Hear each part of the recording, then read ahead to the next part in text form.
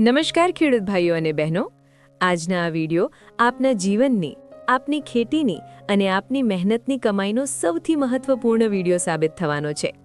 આજે આપણે એક એવા વિષય પર વાત કરવા જઈ રહ્યા છીએ જે સીધો આપના ખિસ્સા અને આપના ખેતરની માટી સાથે જોડાયેલો છે. ઊભા રહો અને વિચારો. આપ બજારમાં જાઓ છો, આપના પાકને હર્યોભર્યો બનાવવા, મૂળિયાઓનો વિકાસ કરવા મોંઘામાં મોંઘી વસ્તુ ખરીદો છો. દુકાનદાર આપને એક કાળા રંગનો ચમકદાર પાવડર આપે છે અને કહે છે કે આ સૌથી સારી ક્વોલિટીનો ઇમ્પોર્ટેડ હ્યુમિક એસિડ છે. આપ ખુશી-ખુશી તેને ઘરે લઈ આવો છો, ઓગાળો છો અને આપના ખેતરમાં નાખી દો છો. પણ શું આપે ક્યારેય ચકાસ્યું છે કે તે પેકેટની અંદર જે કાળો પાવડર હતો તે ખરેખર હ્યુમિક એસિડ હતો કે પછી તે ફક્ત પીસેલો પથ્થર અને કોલસો હતો? જી હા ખેડૂત ભાઈઓ, આજે ખેતીવાડીના બજારમાં એક બહુ મોટી ઠગાઈ ચાલી રહી છે. એક એવું કાળું સત્ય જેને મોટી કંપનીઓ અને નફાખોર દુકાનદારો આપનાથી છુપાવે છે. બજારમાં 100 રૂપિયા કિલોવાળું હ્યુમિક પણ છે અને 5000 રૂપિયા કિલોવાળું પણ. આખરે આટલો મોટો ફરક કેમ? શું 100 રૂપિયાવાળું પેકેટ આપના પાકને ફાયદો પહોંચાડી રહ્યું છે કે પછી ધીરે ધીરે આપની ફળદ્રુપ ભૂમિને બંજર બનાવી રહ્યું છે? આજે આશીર્વાદ એગ્રોના આ મંચ પર આપણે આ કાળા ધંધાનો પર્દાફાશ કરીશું. આજે આપને તે ગુપ્ત રીત, તે વૈજ્ઞાનિક ટેસ્ટ બતાવીશું જે શીખી લો તો દુનિયાનું કોઈ પણ દુકાનદાર આપને ઠગી નહીં શકે. આ જાણકારી થોડી લાંબી ચોક્કસ છે, પણ ભરોસો રાખો, આગળની થોડી મિનિટ આપની ખેતી કરવાનો નજરિયો બદલી નાખશે.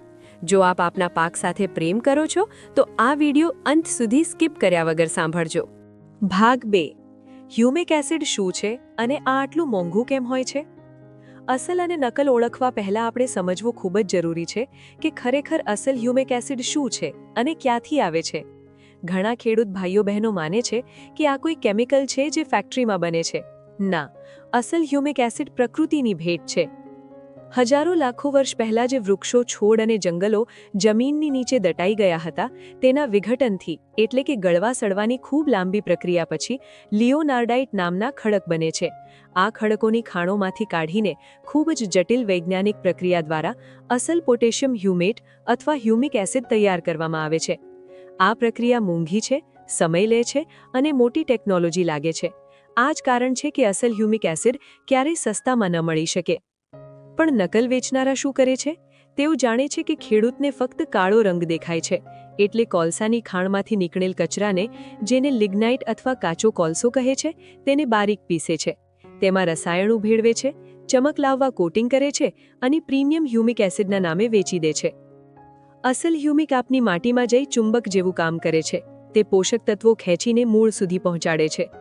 જ્યારે નકલ હ્યુમિક, એટલે કે તે કોલસો, તે આપની માટીના છિદ્રો બંધ કરી દે છે, જમીન સખત બની જાય છે, હવાનો સંચાર અટકી જાય છે અને મૂળ ગુંગળાઈ મરી જાય છે. ફાયદો તો ભૂલો, આપ આપના જ હાથે આપના ખેતરનું નુકસાન કરી નાખો છો. પ્રથમ રીત, પાણીનો ટેસ્ટ, વોટર ડિસ્પર્ઝન ટેસ્ટ. હવે આવીએ સૌથી અગત્યના ભાગ પર. ઓળખ કેવી રીતે કરવી? શું લેબ જવું પડશે? ના, આપની લેબ આપનું ઘર છે, આપની લેબ આપનું ખેતર છે. સૌથી પ્રથમ અને સૌથી ભરોસેમંદ રીત છે પાણીનો ટેસ્ટ. ખૂબ ધ્યાનથી સમજજો, કારણ કે અહીં 90% નકલ માલ પકડાય છે. એક સ્વચ્છ કાચનો ગ્લાસ લો, તેમાં ચોખ્ખું પાણી ભરો. હવે બજારમાંથી લાવેલ હ્યુમિક એસિડ થોડુંક, લગભગ 1 ચપટી, ધીરેથી પાણીની સપાટી પર નાખો. જો અસલ હ્યુમિક એસિડ હશે તો તે પાણીને અડતા જ પ્રક્રિયા શરૂ કરી દેશે. તે સ્યાહી જેમ, ધુમ્મસ જેમ ધીરે ધીરે ફેલાવા લાગશે. હલાવ્યા વિના આખું પાણી ઘેરા કોફી અથવા કાળા રંગનું થઈ જશે. જ્યારે નકલ હ્યુમિક હશે, એટલે કે કોલસો, તો તે ભારે હોવાને કારણે સીધો ગ્લાસના તળિયે જઈ બેસી જશે. પાણી ઉપર ચોખ્ખું ને પારદર્શક રહેશે. યાદ રાખો, જે આપોઆપ ઓગળે, પાણીમાં રંગ જેમ ફેલાઈ જાય, તે જ અસલ. જે તળિયે જઈ બેસે અને પાણી ચોખ્ખું રહે, તે પથ્થર છે, કચરો છે.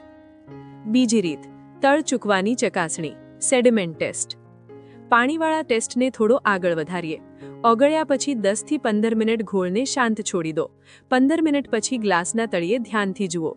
અસલ પોટેશિયમ હ્યુમેટ 100% પાણીમાં ઓગળી જાય છે. નીચે કોઈ કણ જ ન હોય. આખું પાણી એક સરખું કાળું રહેશે. પણ જો ભેળસેળ હશે, બેન્ટોનાઇટ ક્લે એટલે કે મુલતાની માટી અથવા રેતી ઉમેરી હશે, તો 15 મિનિટ પછી ગ્લાસના તળિયે ઉપર માટીનો થર જામેલો દેખાશે અથવા ઝીણા ઝીણા રેતીના કણ ચમકશે. દુકાનદાર આપને કહેશે કે સાહેબ, થોડી ઘણી માટી તો આવે જ ને, પણ ના, ટેકનિકલ ગ્રેડના અસલ હ્યુમિક એસિડમાં માટીનો એક કણ પણ ન હોવો જોઈએ.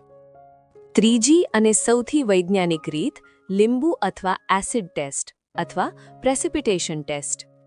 હવે હું આપને જે રીત જણાવવા જઈ રહ્યો છું તે મોટા વૈજ્ઞાનિક પોતાની લેબમાં વાપરે છે, પણ આપ આપની રસોઈમાં જ આ કરી શકો છો.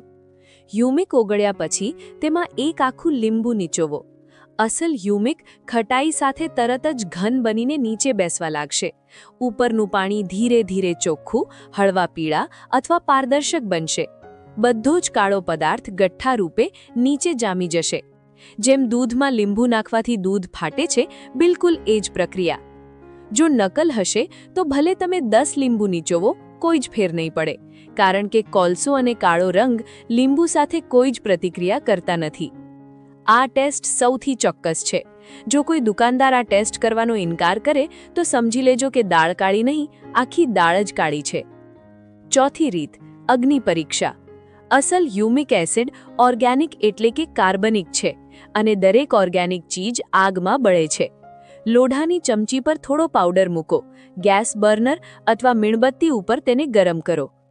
જો અસલ હશે તો તે ધીરે ધીરે બળશે, ધુમાડો ઓછો નીકળશે અને બળ્યા પછી રાખ ઘણી ઓછી અને હળવી ભૂરી અથવા સફેદ હશે. અસલ માલ બળ્યા પછી લગભગ ગાયબ થઈ જાય છે. જ્યારે નકલ હશે એટલે કે માટી કે પથ્થર, તેને ગમે તેટલો ગરમ કરો તે બળશે જ નહીં. ઠંડો થયા પછી પણ કાળો પાવડર જ પડ્યો હશે. જો તે કોલસો હશે તો બળશે ખરો, પણ ગંદી બદબૂ આવશે અને મોટો ઢગલો કાળી રાખ બાકી રહેશે. પાંચમી રીત, કાગળ અને રંગ ટેસ્ટ, પેપર સ્ટ્રીક ટેસ્ટ. અસલ હ્યુમિક એસિડનો રંગ ક્યારેય કાજળ જેવો ચળકતો કાળો નથી હોતો.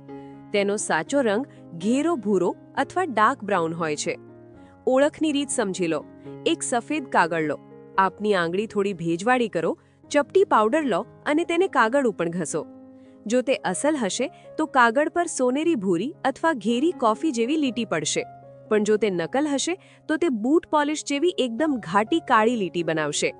યાદ રાખો, આ સ્યાહ કાળો રંગ કાર્બન બ્લેક છે, તે હ્યુમિક એસિડ નથી. છઠ્ઠી રીત, સ્પર્શ અને બાંધો, ટચ એન્ડ ટેક્સચર. ખેડૂતના હાથ જેટલું ઓળખી લે તેટલું બીજો કોઈ ન ઓળખે. આપની આંગળી અને અંગૂઠા વચ્ચે થોડો હ્યુમિક પાવડર અથવા તેને ટુકડા લો અને તેને જોરથી ઘૂંટો. જો તે અસલ હશે તો તે ટેલ્કમ પાવડર જેવો એકદમ મુલાયમ અને તેલ જેવો લપસણો લાગશે. તે આપની આંગળીઓ પર જરા પણ નહીં ખૂંચે. પણ જો નકલ હશે તો તે ધૂળ કે રેતી જેવો લાગશે. જો ઘૂંટતી વખતે જરા પણ કરકરું કે ખરબચડું લાગે તો સમજી લેજો કે તેમાં સિલિકા અથવા રેતીની ભેળસેળ છે. ચમકનો ધોખો, ધ ઇલ્યુઝન ઓફ શાઇન. બજારમાં આજકાલ ચળકતા હ્યુમિક એસિડની ખૂબ માંગ છે. દુકાનદાર આપને લલચાવતા કહેશે કે જુઓ સાહેબ, આ કેટલો ચળકે છે, બિલકુલ હીરા જેવો. અને આપણા ખેડૂત ભાઈ બહેનો એ ચમક જોઈને ફિદા થઈ જાય છે. પણ સત્ય કંઈક અલગ છે. અસલ હ્યુમિક એસિડમાં કુદરતી ચમક હોય છે, પણ તે ભડકેલી નથી હોતી. તે કાચ જેવી સૌમ્ય ચમક હોય છે. નકલ બનાવનારા શું કરે છે? તેઓ કોલસાના પાવડર પર એવા કેમિકલનું કોટિંગ કરે છે જે તડકામાં ખૂબ ઝળકે, એટલે ફક્ત ચમક જોઈને માલ ક્યારેય ન ખરીદો. યાદ રાખો, દરેક ચળકતી ચીજ સોનું નથી હોતી અને દરેક કાળો પાવડર હ્યુમિક નથી હોતો. અસલ હ્યુમિક એસિડના દાણા ખૂબ નાજુક હોય છે. હાથેથી અડતા જ તે તૂટી જાય છે, જ્યારે નકલ અને વધુ પડતા ચળકતા દાણા પથ્થર જેવા સખત હોય છે. ખેડૂત ભાઈઓ બહેનો, આ હતી તે 6 રીતો જેનાથી આપ અસલ અને નકલ હ્યુમિક એસિડને ઓળખી શકો છો. હવે સવાલ એ આવે છે કે આપે શું કરવું? શું દરેક વખતે ટેસ્ટ કરવો? આશીર્વાદ એગ્રોની સલાહ એ છે કે જ્યારે પણ કોઈ નવી દુકાનેથી અથવા નવા બ્રાન્ડનું હ્યુમિક એસિડ ખરીદો ત્યારે પહેલાં એક નાનું પેકેટ જ ખરીદો. ઘરે આવીને પાણીવાળો ટેસ્ટ અને લીંબુવાળો ટેસ્ટ ચોક્કસ કરો. જો આ 2 ટેસ્ટ પાસ થાય ત્યાર પછી જ તેને આખા ખેતરમાં વાપરો. યાદ રાખો, નકલ હ્યુમિક એસિડ વાપરવાથી ફક્ત આપના પૈસાનું નુકસાન નથી થતું, તે આપની માટીનો ઢાંચો એટલે કે સોઇલ સ્ટ્રક્ચર બગાડે છે, પીએચ ખોરવી શકે છે અને આવનારા સમયમાં આપની પેદાશ ઘટાડી શકે છે. 100 રૂપિયાના લોભમાં આપની લાખોની જમીનને દાવ પર ન લગાડો. હંમેશા સારી અને પ્રતિષ્ઠિત કંપનીઓનો જ માલ ખરીદો. અને જો કોઈ દુકાનદાર આપને બ્રાન્ડ વિનાનો, ખુલ્લો, પ્લાસ્ટિકની કોથળીમાં ભરેલ હ્યુમિક એસિડ આપતો હોય તો તેને હાથ પણ ન લગાડો. ખેતી વૈજ્ઞાનિક રીતે કરશો ત્યારે જ નફો થશે. જાગૃતતા જ બચાવ છે. મને આશા છે કે આજની આ વિગતવાર માહિતી આપની ખેતીમાં એક મોટો બદલાવ લાવશે. આ રીતો જાતે અજમાવો અને આપના સાથી ખેડૂત ભાઈ બહેનોને પણ જણાવો. જો આપને લાગે છે કે આ વિડીયોએ આપની આંખો ખોલી છે, તો આને આપના વોટ્સએપ ગ્રુપ્સમાં આપના ખેડૂત મિત્રો સાથે શેર જરૂર કરો. અમે આ જ રીતે દરેક ખાતર અને દવાઈની સચ્ચાઈ આપની સામે લાવતા રહીશું. જોડાયેલા રહો અમારી સાથે. જોતા રહો આશીર્વાદ એગ્રો. આભાર.